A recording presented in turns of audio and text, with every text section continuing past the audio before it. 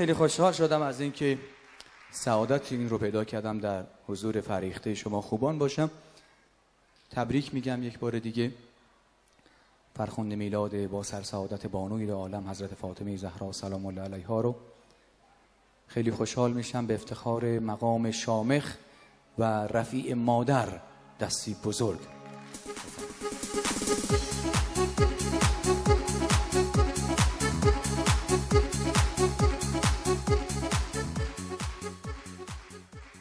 سلام بر تو، سلام بر تو که آلال پروری مادر، گلوی فاجعه را خشم خنجری مادر.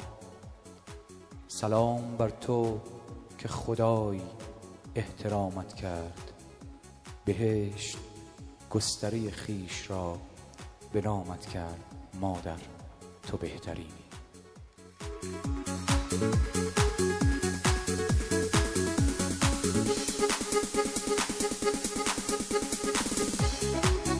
قدر لحظه های شادیمون رو و این لبخندها و خوشرویی ها رو بدانیم، چرا که حدیثی ارزشمند هست از بانوی دو عالم حضرت فاطمه زهرا سلام الله علیها که میفرماید خوشرویی در چهره مؤمن بهشت رو بر او واجب میکنه.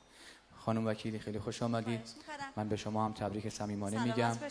به خانواده محترمتون تبریک میگم، مادر بزرگوارتون، سپاسگزارم، همسر بزرگوارتون. انشالله اگه خدا قسمت کنه. بله خواهش میکنم.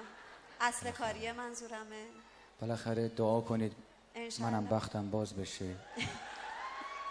خواهران بزرگوارتون، نامردا رفتن بخت منو بستن. قد بدم میاد از این کارا. واقعا خیر نمیبینن. بخت شما رو نبستن؟ نه. به خدا شکر. از مدرسه چه خبر آقای ریوندی؟ مدرسه تعطیله. شنیدم مخراجتون کردن. ها؟ آقای ریوندی معلم با سابقه کشورمون هستن. هنو انرژی داری؟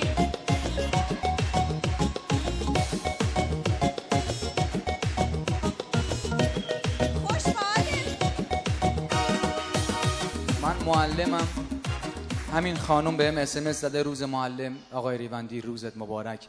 معلم چون شمعی می سوزد و هوا را آلوده می کند. بیاییم کمک کنیم معلم ها رو گاز سوز کنیم. این درسته یعنی؟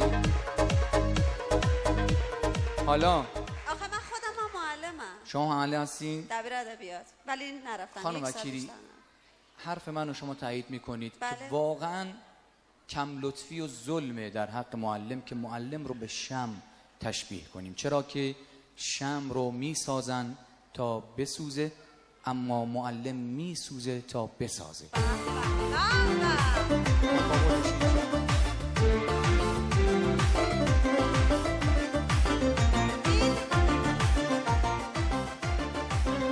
این جمله هاست که فوت کوزه‌گری است که خودش رو تو دل همه جا کرده.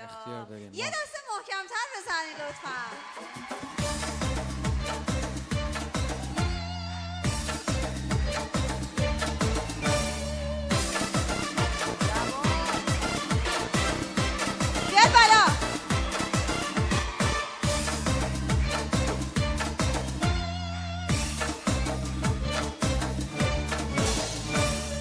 شما 206 داری؟ جان؟ 206 داری؟ 206 دوستم داشت. داره. موبایلش هم 2 میلیون تومان. خونه تو تجریش داری؟ عرضم بزرگتون برج که میلاد میپری؟ نه این کارا رو من نمی کنم. اگر ایشون فرمودن با همین فوت فن کوزه‌گری خودش رو تو دلها جا کرده، این درست نیست.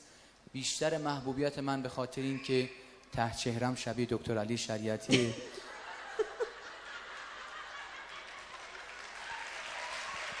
خب چرا؟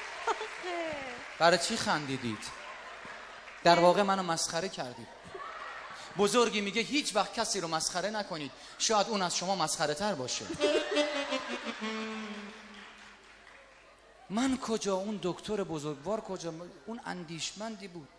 اما در خصوص همین مجلس امروزمون دکتر علی شریعتی میگه که قدر لحظه های کنار هم بودن و با هم بودن رو خیلی خوب بدانیم. بله. چرا که پس از این سالیان سال به اجبار زیر زمین کنار هم خواهیم خفت. به یاد دکتر علی شریعتی رو برشان.